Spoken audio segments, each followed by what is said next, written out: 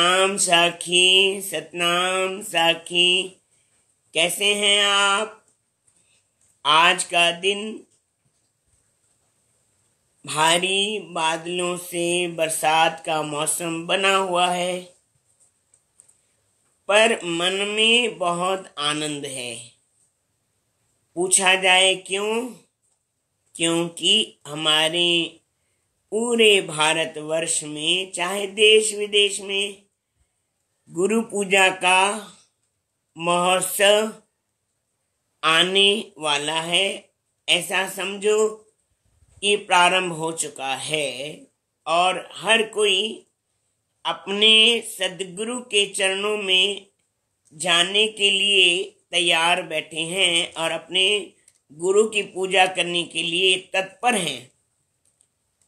सचपच में ये गुरु पूजा का महोत्सव क्यों आता है? गुरु पूजा क्यों करनी चाहिए?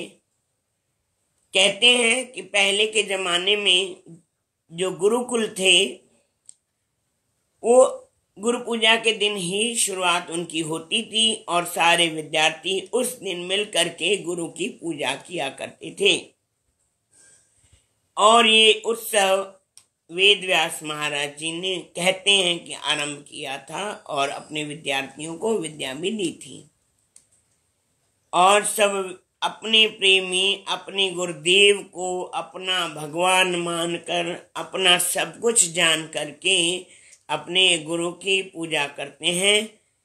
हमारे जितने भी प्रेम प्रकाश आश्रम हैं, चाहे अपना अमरापुर स्थान हो, वहाँ भी बड़े धूमधाम से, चाहे प्रेम प्रकाश आश्रम बड़ौदा हो, चाहे पूरे भारतवर्ष में कहीं भी आश्रम है, चाहे गिने चुने प्रेमी रहते हैं, सब मिलकर के गुरु पूजा का दिवस मनाते हैं और अपनी अपनी गुरुदेव की शरण में जाकर के उनकी वंदना करते हैं। बहुत आनंद उठाते हैं, लेते हैं और अनुभव भी करते हैं कि सचपच में गुरु की पूजा का दिन ऐसा दिन होता है जिससे भुलाया नहीं जा सकता।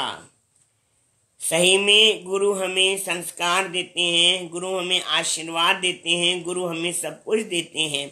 गुरु हमें अनुभव में जीना सिखाते हैं कि जीना कैसे चाहिए। क्योंकि मेरे पॉइंट सत्संग में यही होता ही है कि भाई जीना सीखो। अगर आपको जीना नहीं आता, अगर आपको जीने की कोई तरीका नहीं है या जीने की समझ नहीं है कि कैसे जीना चाहिए, तो किसी संत की शरण में चले जाओ, आपको जीना सिखा देंगे।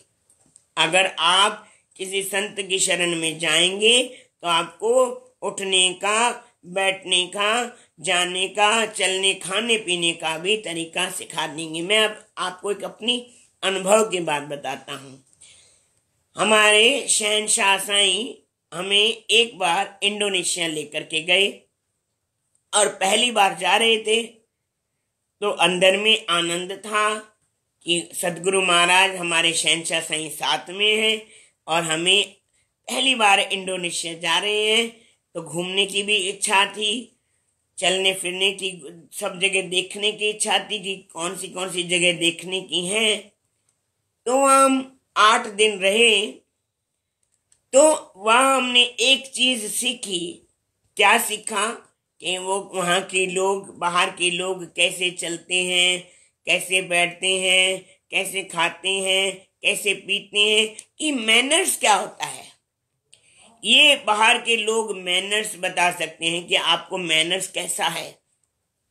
आप जब विदेश जाओगे या कहीं बाहर जाओगे तो आपको पता चलेगा कि आपके अंदर में मैनर्स हैं या नहीं। तो ये बाहर वाले सिखाते हैं। इसलिए हमारे शहंशाह साईं कहते थे कि अगर जीना चाहते हो, जीना सीखना चाहते हो कि कैसे जिए, तो सतगुरु की शरण में चले जाओ। पर एक बात है, कभी भी मन में गुरु के प्रति, सतगुरु के प्रति शंका नहीं लाना कि मेरे गुरु ने आज तक मेरे लिए क्या किया है। ऐसा बहुत सारे लोग सोचते हैं और कहते भी हैं और सुना भी है कि मेरे गुरु ने मेरे लिए क्या किया है।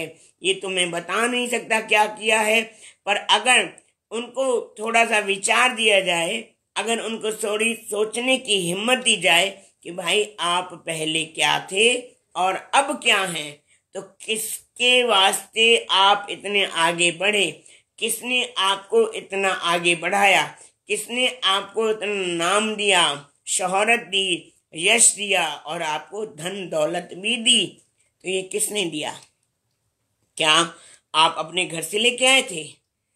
क्या आपको जन्म जब मिला था तभी मिल गया था? नहीं, ये गुरु कृपा ही केवलम, गुरु की कृपा होती है तभी मिलता है। और गुरु कृपा ही केवलम, ब्रह्म कृपा ही केवलम, कृष्ण कृपा ही केवलम, ये 3 कृपाओं को अनुभव करोगे तो सचपच में आप देखो कि आपके अंदर में सदगुरु के प्रति श्रद्धा भाव विश्वास कितना बढ़ रहा है और बढ़ता भी जाएगा। इसलिए गुरु पूजन का दिन जहां भी आप रहते हैं छोड़ना नहीं और जाना, सदगुरु को तिलक करके, और जो आपके मन में इच्छा है गुरु के सामने प्रकट करिए, कहिए, बताइए, अपने मन की उलझन सदगुरु के सामने बैठ करके बताइए, तो आपकी उलझने भी दूर हो जाएंगी और आपकी गुरु पूजा भी अच्छी हो जाएगी। आज इतना ही, फिर कल मिलेंगे रात को 9 बजे। जिए शहनशाह साईं, जिए शहनशाह साईं, सतनाम साखी, सतनाम साखी, सतनाम साखी। फिर कल मिलेंगे, सतनाम साखी।